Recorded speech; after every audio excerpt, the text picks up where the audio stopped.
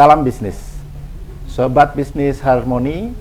Hari ini kami kedatangan tamu istimewa dari Asosiasi Pengusaha Indonesia Jawa Barat, Ketua Umum Apindo, yaitu Ibu Ning Wahyu Astuti. Selamat datang Ibu Ning Astuti di acara kami di Bincang Bisnis Kadin Jabar. Sobat Bisnis, hari ini kita sengaja mengundang beliau untuk membicarakan satu topik yang sedang hot di Jawa Barat, yaitu tentang pengupahan. Baru saja sekitar tanggal 25 November yang lalu, Gubernur Jawa Barat menerbitkan keputusan gubernur tentang kenaikan upah minimum yang berlaku pada tahun 2023. Dan tentu ini bukan hanya menimbulkan dinamika, tapi juga menimbulkan riak gelombang ekonomi yang tentunya perlu didiskusikan bersama dengan para pelaku pengusaha yang ada di Jawa Barat. Bu Ning, hari ini kita ketahui juga di di Gedung Sate ada demo dari para buruh dan lain sebagainya tentang masalah pengupahan. Saya ingin mendapatkan pandangan dari Bu Ning sebagai Ketua Umum Apindo tentang keputusan gubernur tersebut. Bisa dijelaskan, Bu Ning? Ya, terima kasih Pak Mahbudi. Terima kasih juga kepada Harmoni TV yang sudah mengundang saya untuk hadir di sini. Jadi kita sudah tahu ya, gubernur itu sudah mengeluarkan SK-nya, dan kita juga tahu bahwa terjadi event itu sudah dikeluarkan, masih ada pergolakan juga. Iya, betul. Naik nggak naik, kecil besar masih aja bergolak gitu. Dan itu ritual tahunan ya. Kalau dulu mungkin saya pusing-pusing banget itu ya. Sekarang yang pusing bukan hanya saya, tapi lebih pusing lagi pengusahanya gitu. Nah, gimana sih kita bersikap gitu ya, pengusaha terkait dengan SK gubernur ini? Sebenarnya begini ya Pak ya, kita tidak hanya menyikapi SK-nya, lebih kepada Permenakernya. Ya. Kenapa seperti itu? Karena kita tahu bahwa Permenaker nomor 18 tahun 2022. Iya. Kenapa seperti itu? Karena sebenarnya dari pengusaha itu kita tahu selama ini bahwa seharusnya yang berlaku adalah PP 36.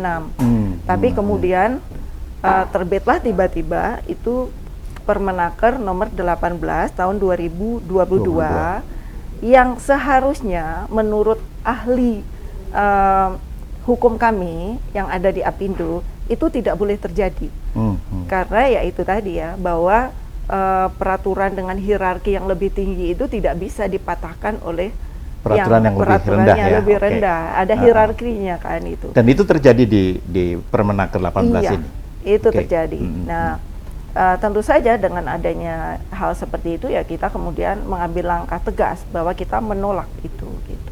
Apindo secara resmi menyatakan menolak untuk memberlakukan Permenaker 18. Ya. Apa yang dilakukan dalam konteks penolakan ini, Bu? Ya, dari kita menolak itu secara serentak semua DPP ya, semua DPK, semua DPP itu menyatakan menolak itu, dan dalam rapat Dewan Pengupahan kita seragam satu suara bahwa kita tetap mengacu pada PP 36. Itu yang pertama. Jadi di setiap berita acara itu akan bisa dilihat apa sikap Apindo.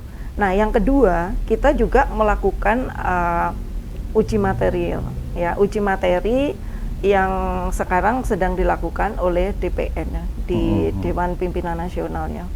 Itu kita lakukan uji materi, dan apa yang kemudian akan kita lakukan di level DPP ini adalah PT-UN. Yang jelas pasti kita melakukan PT-UN gitu. Lalu bagaimana dengan nasib keputusan gubernur ini, Bu? Di tangan pengusaha. Iya, jadi keputusan gubernur sudah keluar, kita sudah jelas-jelas tidak setuju, dan gini ya Pak ya, kita itu kan yang ngebayar sebenarnya. Wajar dong yang ngeluarin duit itu keberatan ya, dengan hitung-hitungan yang seperti itu, dan kita siapnya memang PP 36 gitu loh. Nah, bagaimana kita kemudian dengan ditetapkannya ini, kita berharap bahwa dari uji materi nanti akan selesai sebelum ini diberlakukan. Artinya pada bulan inilah ya. Ya, dan itu bisa ya masih Januari karena penggajian akan terjadi di bulan Februari, Ya. gitu kan. Pun PTUN ya, meskipun kita tahu PTUN itu takes time, itu nggak cuma selesai 1 bulan kayak gitu, Ya, tapi ya, ya ya. we do our best lah, Ya. ya. Gitu. Lalu seberapa jauh sih pengaruh kenaikan ini terhadap bisnis di tahun 2023 ini? Ya, jadi gini ya Pak ya, kalau kita bicara pengusaha, apa sih yang membuat kita itu nyaman gitu? Itu adalah adanya visibility. Kita tahu what's going on in the next year, kita tahu what's going on in the next 2 years gitu. Dan kita itu biasanya pengusaha itu ketika mau investasi kita melakukan kalkulasi. Ya. Jadi upah itu akan naiknya begini, kemudian sebelum investasi kita memilih area yang kira-kira bisa mensupport masa-masa sulit mereka, awal-awal mereka establish a company kayak gitu kan. Nah itu udah dipelajari gitu. Dan kita juga tahu bahwa adanya UU CK yang kemudian disebutkan oleh MK akan berlaku 2 tahun. Jadi kita tidak expect sama sekali bahwa ini akan dirubah setelah setahun gitu kan. Ya, jadi impact-nya apa? Ya pasti kita gini juga, alasan lain nih mumpung saya ingat ya, bahwa selama ini buruh itu selalu menggaungkan adanya disparitas yang terlalu tinggi between region gitu ya, between district gitu. Jadi misalnya kabupaten ini upah udah terlalu tinggi begini. Okay. Nah, di sini masih ini. Nah, PP 36 itu mengurangi ini, Pak, sebenarnya. Dengan ambang batas dan ambang bawah ini lama-lama akan seperti ini gitu. Tapi kemudian adanya ini disparitas makin tinggi. Karena apa? Kenaikannya akan seragam lagi, itu persis yang dulu. Misalnya kenaikan 7% ya, semuanya 7%. Nah, otomatis yang tinggi makin tinggi. Nah, apa kemudian implikasi dari itu adalah pasti competitiveness itu turun. Ya. Katakanlah dan celakanya itu ini terjadi di area-area industrial seperti Kerawang, Bekasi, Purwakarta, Bogor, ya kan? Itu paling tinggi tuh, Pak. Jadi kita bisa membayangkan bagaimana daerah industri padat karya naiknya yang terlalu tinggi, pasti mereka suffer, ya kan? Karena apa? Sebelumnya mereka juga nggak mempersiapkan akan ada kenaikan ini. Itulah kenapa kemudian ditambah lagi situasi global yang kurang bagus sekarang, order itu menurun. Okay. Jadi terjadilah pengurangan karyawan, ya. Dan kemudian di Jawa Barat seperti ini di 4 area yang tadi sudah tinggi tadi, otomatis dia nggak bisa compete lagi dong dengan Jawa Tengah, which is the wages itu tuh nggak ada setengahnya loh, Pak. Gitu ya. Katakanlah di Bekasi misalnya 4,8. Nah di Jawa Tengah itu masih banyak area yang 2, ya kan? Nah, kalau karyawannya itu jumlahnya 20.000, Pak, you can count it. 20.000 dikali sekian. Perbedaan itu tadi, itulah. Ya. Jadi itu, Pak. Pemerintah Jawa Barat sendiri mengatakan bahwa kenaikan senilai 7,8% itu adalah jalan tengah. Sebenarnya menurut Apindo sendiri harusnya seperti apa sih? Berapa yang dalam negosiasi dan lain sebagainya? Oke. Jadi kalau menurut pemerintah ini kan win-win solution. Iya, win-win solution. Ya, kalau menurut saya ini win solution untuk workers. Tapi in the short term. Kenapa saya bicara begitu? Ini dulu ya, saya mau bicarain dulu. Upah ini bagus untuk buruh. Ya. Tapi bagusnya ini sekarang. Oke. Karena in the long run, seperti tadi yang saya sebutkan, itu tidak akan kompetitif. Gitu kan. Jadi win-win solutionnya nggak win-win sebenarnya. Itu poinnya adalah itu. Terus kalau saya ditanya berapa sih yang sebenarnya make sense untuk pengusaha? Ya pengusaha kan seperti tadi saya sebutkan, kita itu selalu mencari visibility.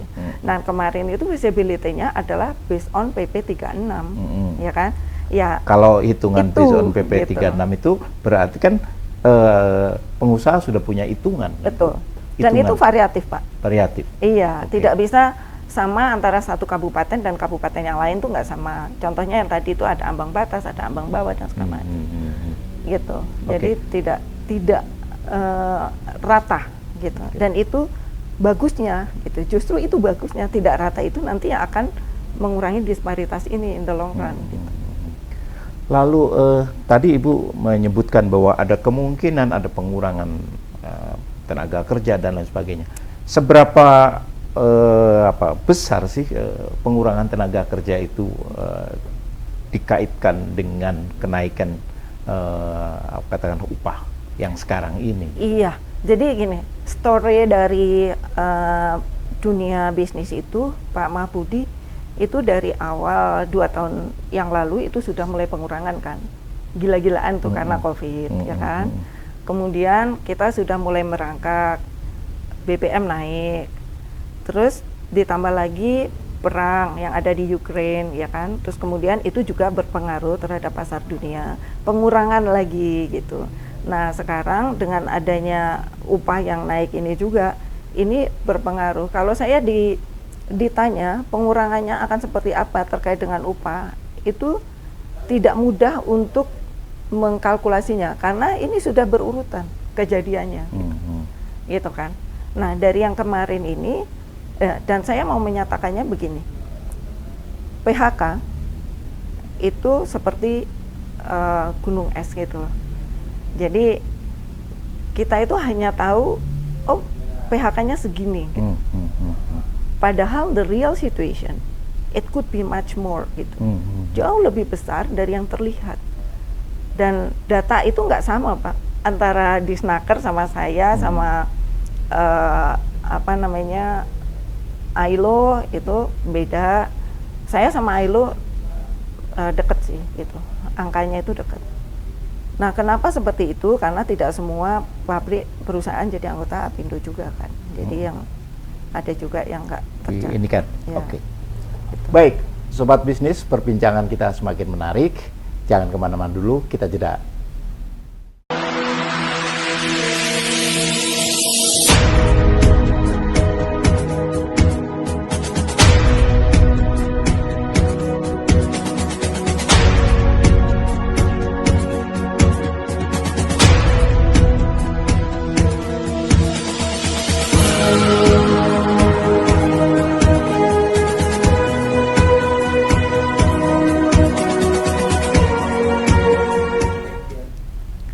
Sobat Bisnis Harmoni, perbincangan kita semakin menarik dan kita lanjutkan bersama Ketua Umum Apindo Jawa Barat, Ibu Ning Wahyu Astuti. Ibu Ning, tadi Ibu sudah cukup panjang lebar menyampaikan sikap Apindo terkait dengan terbitnya keputusan Gubernur berkenaan dengan kenaikan upah tahun 2023. Dan tadi sudah disampaikan juga tentang implikasinya terhadap pengurangan tenaga kerja. Ibu bisa dalami lebih jauh tentang pengurangan tenaga kerja ini, Bu? Ya, jadi gini, pengurangan tenaga kerja dengan PHK itu ada bedanya ya Pak. Jadi gini, orang mungkin mengatakan PHK yang tercatat itu seperti ini gitu. Padahal sebenarnya pengurangan karyawannya jauh lebih besar dari itu. Oke. Kenapa Bu itu? Perbedaannya pada sisi yang mana? Iya, jadi pengurangan karyawan itu bisa terjadi misalnya yang kontrak nggak diperpanjang. Oke. Jadi nggak perlu ada PHK. Ya. Tapi sebenarnya itu sudah mengurangi jumlah karyawan, ya kan? Dalam bahasa ini adalah rasionalisasi ya. Ya. Yang kedua, ada misalnya kayak natural leave ya, kayak misalnya menikah keluar gitu. Ya. Nah itu nggak dicari lagi gantinya. Padahal seharusnya kalau ada orang keluar biasanya kita cari, itu nggak dicari. Itu contohnya. Nah yang ketiga juga kalau kita sekarang ya itu melakukannya menawarkan untuk mengundurkan diri. Jadi nggak sampai PHK, mengundurkan diri gitu. Gitu. Jadi mungkin. Jadi yang dimaksud dengan PHK dalam konteks kenaikan upah itu dalam hal apa ini yang bisa dikelompokkan ke situ? Kalau yang PHK memang betul-betul pengurangan dikurangi dengan cara PHK. Ya. Artinya kalau proses PHK itu Pak memang ada semacam kan tidak mudah juga melakukan proses PHK juga. Ya, biasanya memang tidak mudah. Ada proses-proses. Ada proses-proses yang membuat pengusaha juga tidak leluasa untuk mengambil keputusan seperti itu. Betul. Jadi seperti misalnya besaran dari pesangon yang banyak yang itu harus dibayarkan. Nah, makanya biasanya pengusaha itu menawarkan gimana kalau misalnya mengundurkan diri gitu ya dengan cara ini. Nah, sempat sih dari pemerintah gitu ya sering mengatakan PHK-nya kecil kok. Memang kecil. Tapi kenapa itu kecil? Ya karena yang melewati proses itu memang nggak banyak. Tidak banyak. Nah, terus gini juga, kita kalau menawarkan pengunduran diri itu ada ininya Pak, kita kan punya bank data. Jadi orang-orang maaf, yang mengundurkan diri itu nanti ketika company itu grow up lagi, dapat rekrutmen lagi. Ya, rekrutmen lagi. Artinya orang-orang yang memang kooperatif itu biasanya ada di bank data kami gitu. Bu, saya malah lebih tertarik dengan menurunnya competitiveness dari Jawa Barat dikaitkan dengan kenaikan. Seberapa jauh Ibu mencermati persoalan competitiveness ini dikaitkan dengan bermigrasinya atau berpindahnya perusahaan-perusahaan dari Jawa Barat ke provinsi lain? Ya, jadi gini, sebenarnya tidak melulu dari Jawa Barat ke provinsi lain. Ada juga yang sama-sama di Jawa Barat, tapi kemudian pindah kabupaten. Okay. Ada misalnya perusahaan yang di Sukabumi gitu, karena Sukabumi udah makin besar, mereka pindah ke Garut, kayak gitu. Ada juga yang seperti itu, sehingga yang terjadi pengusaha nggak gembar-gembar loh Pak, diam-diam aja, tiba-tiba satu gedung nanti habis gitu. Nah, seperti itu. Nah, kemudian ada juga yang memang pindah ke Jawa Tengah gitu. Jadi contohlah kalau misalnya kita di Jawa Barat ini sama dari Sukabumi banyak perusahaan dari garmen itu ya, kemudian pindah ke Brebes. Cukup dekat kan sebenarnya, Brebes kan berbatasan juga. Betul, gitu. Betul. Tapi beda ininya kan udah besar. Jadi mereka di situ. Mereka masih sangat di bawah Jawa Barat kan. Iya, betul. Jadi itu sih saya juga merasa sebenarnya sayang gitu Pak, karena apa? Jawa Barat ini jumlah populasinya kan tertinggi. Terus jumlah dari penganggurannya Pak secara nasional itu kan kalau dibagi kita itu di Jawa Barat 25% dari jumlah pengangguran nasional.